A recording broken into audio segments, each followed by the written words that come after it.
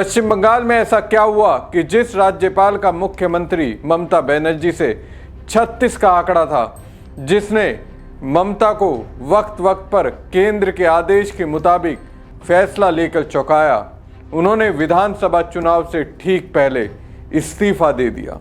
ऐसा क्या हुआ कि गृह मंत्री अमित शाह ने अपने बेहद ही खास राज्यपाल से इस्तीफा ले लिया?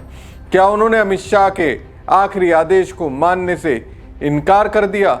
सवाल यह भी है, आखिर वो आदेश क्या था जिसकी ओर ममता बनर्जी इशारा कर रही हैं? ममता बनर्जी उस राज्यपाल के इस्तीफे से क्यों शॉक्ड हैं जिनसे उनकी कभी नहीं बनी? नमस्कार दोस्तों, मैं हूं प्रवीण सानी। दोस्तों, पश्चिम बंगाल में विधानसभा चुनाव की तारीखों के ऐलान से पहले एक बार फिर सियासी हलचल तेज हो गई है। राज्यपाल सीवी आनंद बोस के 5 मार्च की शाम अचानक इस्तीफे ने राज्य के सियासी गलियारों में हलचल मचा दी है। यही नहीं, राज्य में चुनाव से ठीक पहले नए राज्यपाल की नियुक्ति भी हो गई है। हालांकि अचानक इस्तीफे और बदलाव को लेकर मुख्यमंत्री ममता बनर्जी ने हैरानी जताई और इस घटनाक्रम के पीछे राजनीतिक दबाव का इशारा किया। राज्यपाल के रूप में बोस के इस्तीफे देने के तुरंत बाद सीएम ममता बनर्जी ने एक्स पर पोस्ट करते हुए लिखा, पश्चिम बंगाल के सीवी आनंद बोस के अचानक इस्तीफे की खबर से मैं स्तंभ और बेहद चिंतित हूं। ये दोस्तों ममता बनर्जी कह रही हैं जिनका रिलेशन राज्यपाल रहते हुए ममता से कभी ठीक नहीं रहा, फिर भी वो स्तंभ हैं। इसका मतलब कुछ ऐसी स्थिति ममता ने महसूस की होगी जिसे समझ रही हैं और इसलिए हैरान भी है। इसके बाद ममता बनर्जी कहती हैं, उनके इस्तीफे के कारणों की जानकारी मुझे अभी नहीं है। हालांकि मौजूदा परिस्थितियों को देखते हुए मुझे आश्चर्य नहीं होगा यदि आगामी राज्य विधानसभा चुनाव की पूर्व संध्या पर गृह मंत्री द्वारा राज्यपाल पर कुछ राजनीतिक हितों की पूर्ति के लिए दबाव डाला गया हो। यह सवाल है, क्या कुछ ऐसा दिल्ली से बोस को करने के लिए कहा गया होगा जो अब तक उन्होंने बीजेपी के लिए जो किया उससे भी ज़्यादा एक्सट्रीम होगा? और क्या उन्होंने ऐसा करने से मना कर दिया होगा जिसकी वजह से उनसे इस्तीफा ले लिया गया? कुछ तो बात होगी, अभी उनका कार्यकाल बाकी था, अचानक से इस्तीफा देने के पीछे कुछ तो वजह होगी। ममता कहती हैं, गृह मंत्री ने अभी मुझे सूचित किया है कि RN रवि को पश्चिम बंगाल का राज्यपाल नियुक्त किया जा रहा है। उन्होंने इस संबंध में स्थापित परंपरा के अनुसार मुझसे परामर्श नहीं किया। दोस्तों, RN रवि वो हैं जिन्होंने तमिलनाडु के राज्यपाल रहते हुए वहां के मुख्यमंत्री MK स्टालिन पर बीजेपी और RSS की विचारधारा को थोपने का बहुत प्रयास किया। राज्यपाल रहते हुए उन्होंने तमिलनाडु की DMK सरकार के आगे ढेर सारी बाधाएं डाली। हालांकि स्टालिन ने उनका जमकर मुकाबला किया। गृह मंत्री अमित शाह के फैसले पर आक्रामक होते हुए ममता बनर्जी कहती हैं, ऐसे कदम भारत के संविधान की भावना को कमजोर करते हैं और हमारी संघीय संरचना की नींव पर प्रहार करते हैं।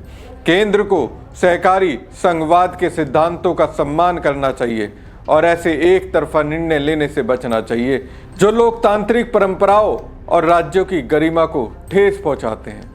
दोस्तों, पश्चिम बंगाल में कुछ तो अलग खेला करने के प्रयास में बीजेपी है और इसलिए तो तमिलनाडु के राज्यपाल का ट्रांसफर पश्चिम बंगाल कर दिया गया। PTI से बात करते हुए बोस ने कहा कि उन्होंने इस्तीफा दे दिया है।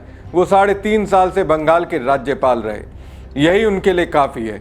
हालांकि उन्होंने अपने इस्तीफे के पीछे के कारणों के बारे में बताने से मना कर दिया। हालांकि इस फैसले से सियासी गलियारों में अटकलें तेज हो गई क्योंकि उनका कार्यकाल खत्म होने में अभी वक्त है और अगले साल नवंबर 2027 तक कार्यकाल था। पश्चिम बंगाल में अचानक हुए इस बदलाव ने चुनाव से पहले के माहौल में राजनीतिक साजिश का एक नया एलिमेंट भी डाल दिया है।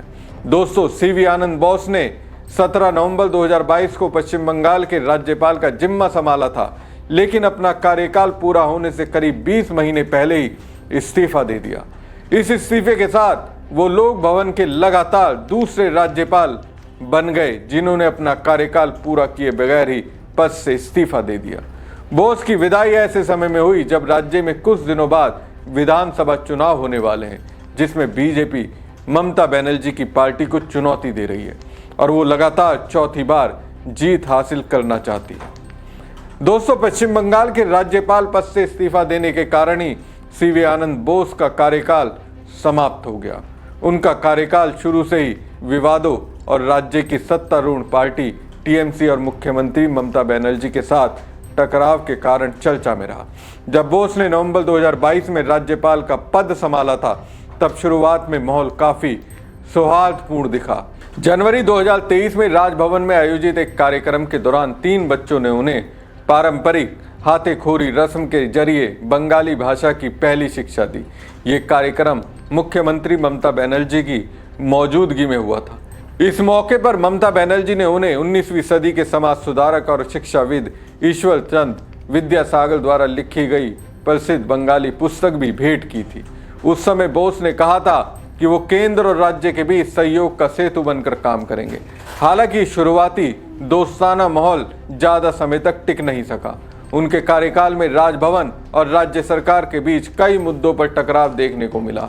इससे पहले भी पश्चिम बंगाल में राज्यपाल और सरकार के बीच विवाद का दौर जगदीप धनखड़ के कार्यकाल में देखा गया था।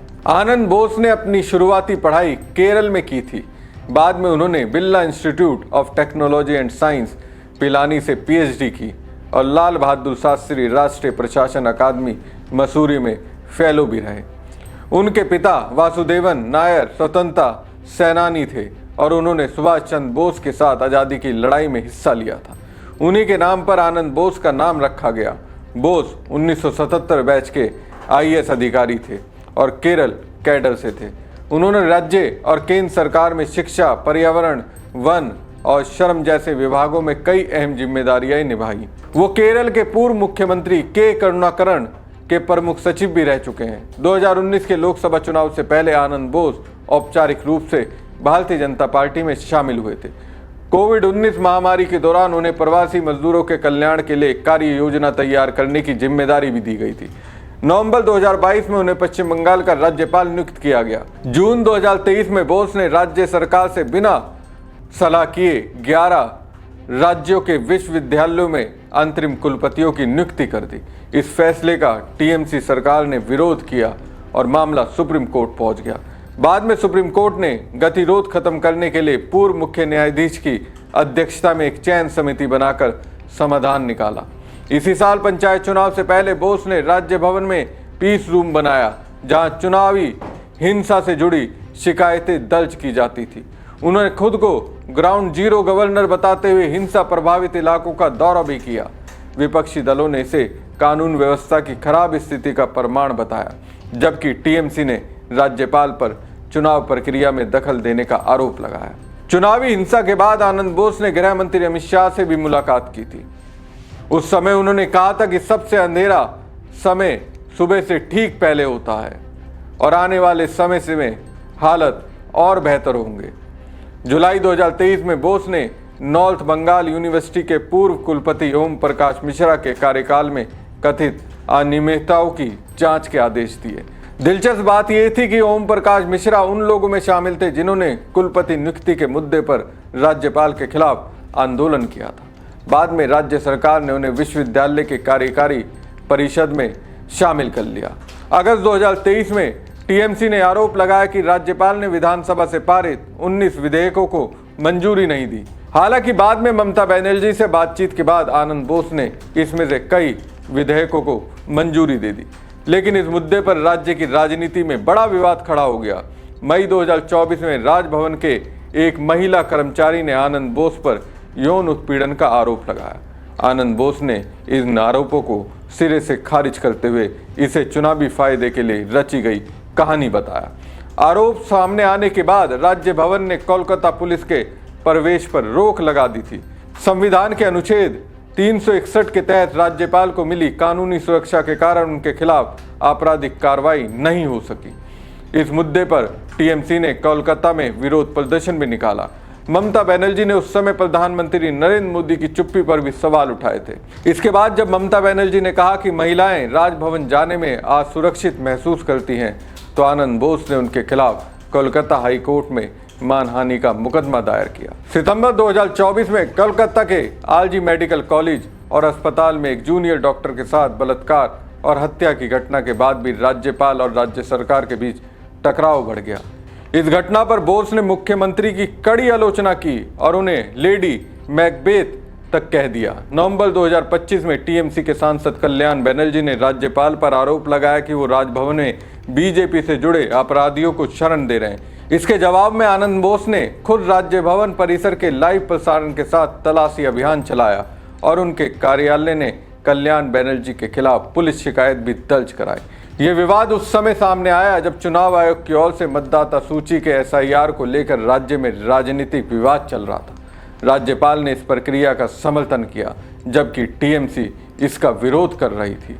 नवंबर 2025 में राज्यपाल के तौर पर 3 साल पूरे होने पर आनंद बोस ने कहा था कि बंगाल में उनका अनुभव अच्छा रहा और वो आने वाले समय में गाँव में ज़्यादा समय बिताना चाहते हैं। अब पूर्व उपराष्ट्रपति जगदीप धनखड़ की तरह स्वास्थ्य कारणों का हवाला देते हुए राज्यपाल से इस्तीफा दे दिया। ये इस्तीफा पश्चिम बंगाल विधानसभा चुनाव से कुछ ही हफ्ते पहले आया। इस तरह लगभग 3.5 साल का उनका कार्यकाल लगातार राजनीतिक टकराव, विवादों और संवैधानिक बहसों के बीच समाप्त हुआ।